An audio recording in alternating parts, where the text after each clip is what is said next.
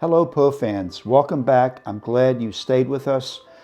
I have to admit, I that was a great biography on Edgar Allan Poe. And I know some people might say, but Jeff, 3 hours? Listen, for Edgar Allan Poe, you need 3 hours to cover everything, his life, his works, and all the myths and legends. I think it was perfect, and I think it was one of the best Poe biographies I've seen in many, many years. So I hope you enjoyed it. But now we are with Mark Redfield, and this is for the next segment, and I hope that you will be thrilled with it. Mark, how you doing? Good to see you, my friend. It's good, always a pleasure. Good Yes. to see you. Now, usually I get emails from people saying, well, tell us about the actor. You know, who is he? What is he doing? How does he prepare? So if I could pick your brain for the audience. Now remember, you're talking to people around the world, not to put any pressure on you. I will try to do this in 7 languages. There you go. There you go. First of all, who is Mark Redfield? I mean, who are you? Oh, wow. First, I guess for the occasion, I'm a Poe fan. Love Edgar Allan Poe, his works, his life. Spent a lot of time. I've made a film about Poe. I've recorded a bunch of Poe. I'm working on a audio drama biography, but you talk about 3 hours. Hours will clock in at about 10 hours, but it's fully dramatized. So you need that. But I'm firstly an actor, a writer, and a filmmaker, and I dabble in visual art. I've designed some television sets and things like that. So I've been in entertainment all of my life. And mostly, even though I've done some TV recently, mostly my work has always been since I was 17 as a voice actor. I've always done narration and commercial work and audio books and that kind of thing. So that's me in a nutshell. You know, every now and then when I'm watching TV, this commercial pops up for an insurance company. Oh my God. And that goes way back, doesn't it? Yeah, it You're does. the driver and your girlfriend is giving you a hard time because you were speeding or something like that. Yeah, and I think Elena is now working for the Baltimore County Police as a spokesperson. Yeah, you're going way back. Oh, way with back. that. Yeah. I know that guy, and it took me a while to figure out. My hey, that hair Mark. was nice and chocolate brown, and well, I had hair then. Yeah, that was a minute ago. Anyway. Well, that's great. I'm sure that will answer many people's questions. Now, do I about- need to do this in German and in French now for our international audience? No. We'll stay with English Okay. because they usually know English anyway. Okay. All right. Universal business language and language of Poe. He was an American, so There see how you I brought go. that right back around. Well, now, I'm glad you mentioned that. It's a good segue. Why do you think Edgar Allan Poe is one of America's greatest writers? I mean, you say Edgar Allan Poe no matter what country you're in. They go, oh, The Raven, or they mention some works that he did. What is the appeal? I mean, he's been dead how many years now? And here we are still celebrating his life and works. And his birth, and that's a difficult question to answer. It's very subjective for so many people, but his work, he's writing in English, and the English has not become arcane to modern readers. Now, there are some words, there are some turns of phrase. He's invented some words to encapsulation from the bells, the poem, the bells. But his language is very direct and very common in a way, even in his most heightened, beautiful poetry. Maybe the exception there is something like Ullaloo, where just some of the words that he's inventing and the places, that is but it's still, if spoken, for instance, evokes imagery. I think that's it. And then on the thematic levels, what appeals to people, which is universal and goes on, and these are, my God, books are written about this, right? But it's the sense of often loneliness, lost love is a recurring theme in a lot of the poetry and in some of the stories. And then obviously the very few stories that we could consider horror, because he's lumped in with the great horror writers. And we tend to go there first before the great detective writers and that kind of thing. But I think all of these things still appeal, and then they appeal to other creators. So people will make films of them and television shows and things. So yeah, it's a very broad answer, but I think that kind of is the net of why he's still very popular. Well, I'm glad you mentioned that he invented words. And when I was at the Poe House as the former curator, I gave tours to a lot of students, and they would say, Mr. Jerome, I didn't understand this, that he has words that I don't know what they mean. And I always tell them, get a dictionary. Get a dictionary and look up the words. And if you can't find a meaning of the word, that means Poe invented it, made it up. Right, Well, right. why did he do that? Well, if he was writing a poem and he got stuck for a word, he didn't know what to use, he would make one up. And that confuses a lot of people, but I think, and the words worked. It wasn't like, well, where'd this word come from? Oh, absolutely. It worked. And I'm asked all the time, well, Jeff, how did you become interested in Poe? And what is it about Poe that attracts people? There is no one answer, as you mentioned, because it could be people comparing themselves to Poe as a struggling writer or poet. Maybe they suffered like Poe. Maybe they didn't have parents like Poe. I mean, he had step-parents, but they really didn't count that much. But there's so many things. It's not one thing you can point to. Also, I want to point out, and you touched upon it, that Poe did not write just horror stories. That's what we remember him for. And some of the stories considered horror stories just aren't horror.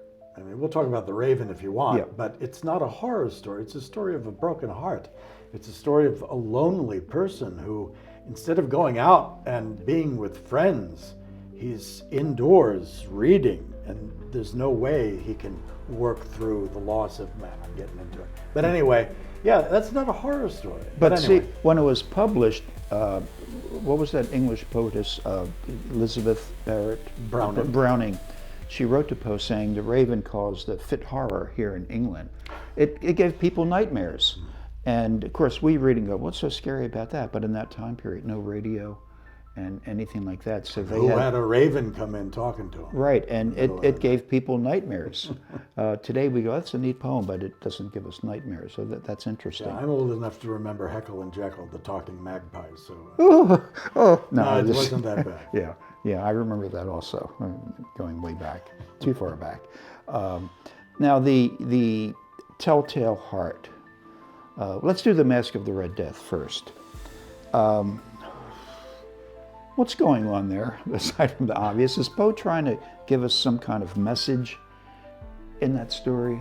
You know, it's funny, and I've been for several years working on this audio drama biography of Poe, and so the more I look into Poe, the more I feel I understand. Some thoughts solidify, many change as you discover things about Poe's life. And I bring that up only to say, Poe, I think, was quite brilliant. He was a quite brilliant thinker. Definitely.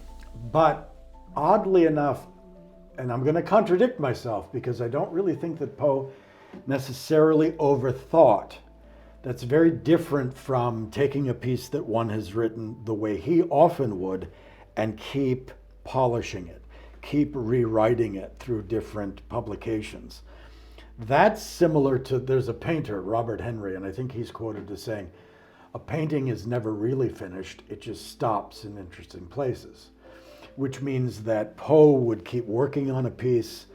George Lucas would make something called Star Wars in '77 and then years later come back and rework some things. If you know that, and so many fans of that know that Jabba the Hutt was enhanced and effects were enhanced and things. So back to that, I think that he didn't overthink things, but he was conscious of messages. I think he really was. Sometimes I believe, and I would have loved to have found diaries where he would write about his creative I wish process. he did. I saw this story of this person and this, and then some of it is forensic. It's sort of the one that comes to mind is Cask of Amontillado, with the possibility of him having heard the urban myth of the student soldier, the young soldier being walled up. And so his story doesn't reflect that real reality story at all, but it spurs him off into this thing about revenge, which everybody can relate to. So back to Mask of the Red Death. I've always found that story interesting because it's not one of his ambiguously set American stories. It's a fairy tale set in some other kingdom, some unnamed place. And he's able to, what if, for instance, our great American writer and poet Poe wrote Mask of the Red Death, but instead of Prince Prospero, what if it was Senator Prospero? And he was having some big mask, there's a plague out there raging, and he invites all of the government people in there at the time, in 1830s, early 1840s government. And it's like, well, you guys are out of luck, but in here, we're just going to party and have a great time. But the Red Death, spoiler alert if you don't know, the Red Death does have dominion over all, and these people die.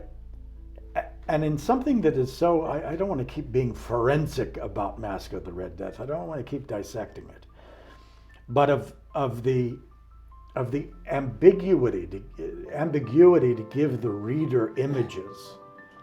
There's no description of what Prospero looks like. For many of us, he might look like Vincent Price because of the movie, right? Because of Roger Corman. But there's no description of the length of his beard, the color of his hair.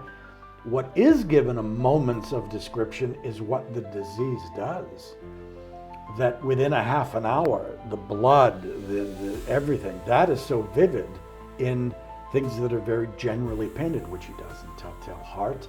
He lets the reader be the costume designers and the art directors and paint all of the pictures. So that was the long way of answering your question. I think that he had a specific thing. He also wanted to create a story that had an effect, and if you came away with some kind of moral lesson about, literally on the most basic level of just the empathy and caring for your fellow man, that's enough. But he also wanted the impact of what you would feel emotionally by the end of that story. And that's why it's one that I like very much.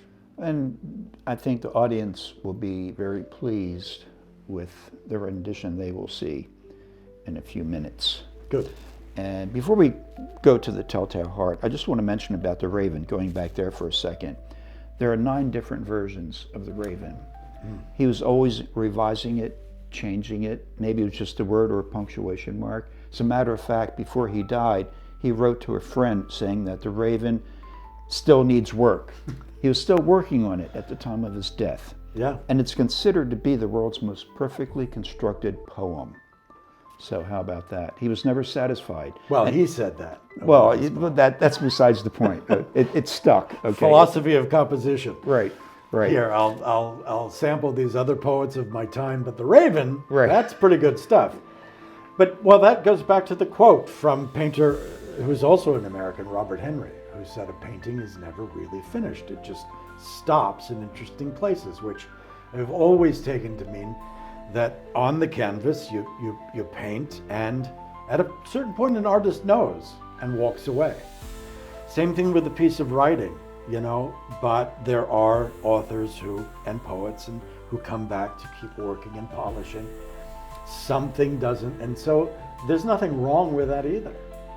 And then it's a fun game for academics of Poe to try to trace all those versions and hope that they find one more that, in the 20th century, it also, that has happened to film. And I don't mean just my George Lucas, but I mean lost films that just don't exist, and we have maybe still photographs of. There's a famous Lon Chaney, London After Midnight, where he plays a vampire. Yes. There are film historians just searching for that. That's a holy grail in silent film. And so Poe scholars have much the same thing. Is there something that they can definitely pinpoint that's his, or another version, because some magazine published it. Good stuff. Yes. Now, Telltale Heart. I think that and the Cask of Amontillado, you really don't have to reread it trying to figure out what's going on. Poe's very graphic in what's happening. And I think, to me, that was enjoyable. It's like, what's happening, and during the story, you feel like yelling out turn around, you fool, you stupid idiot, turn around. He kept giving him a chance to go back. And, Fortunato. Montresor and Fortunato. Yeah. So I've always found it interesting that he makes Fortunato drunk. He is inebriated, which makes it easier to pull him into the fly trap for Montresor to do that. But it's also interesting that the inebriation, the drunkenness wears off. He sobers enough to realize that he's in the deep thing here. And yet, Montresor is still able to take that excruciating time, to just really, really turn it in him when he's walling him up for the rest of his life. And again, this is the neat hat trick I think that Poe does. He doesn't get into a lot of detail. There's no descriptions of either one of these.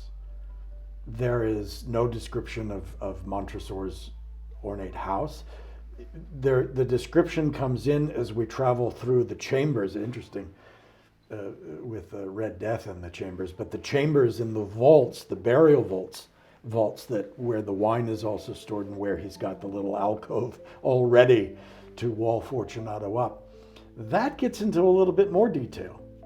And then the real photorealistic detail of, it's just a move I rehearsed when he chains him up. And that's all we need. And so the Telltale Heart is even more so that. There is no detail. There's no backstory. Something in the 20th century, something in recent days this is the problem. We're really going to jump around for a minute now. I'm going to get back to the Telltale Heart. This is a problem I have in our century with movies and television prequels. Stories that take place before something we know. Often there's a point that a story starts and stops, and that's what the story is. We don't need to know. For the horror fans out there, we don't need to know Leatherface's origin. We don't need to know Darth Vader's childhood. There are things we don't need to know at all. And these kind of prequels become just sort of exercises in trying to find something interesting that really doesn't take root, loses the frisson of the original thing. And my point of bringing all of that up is we don't have any backstory of the man who is narrating.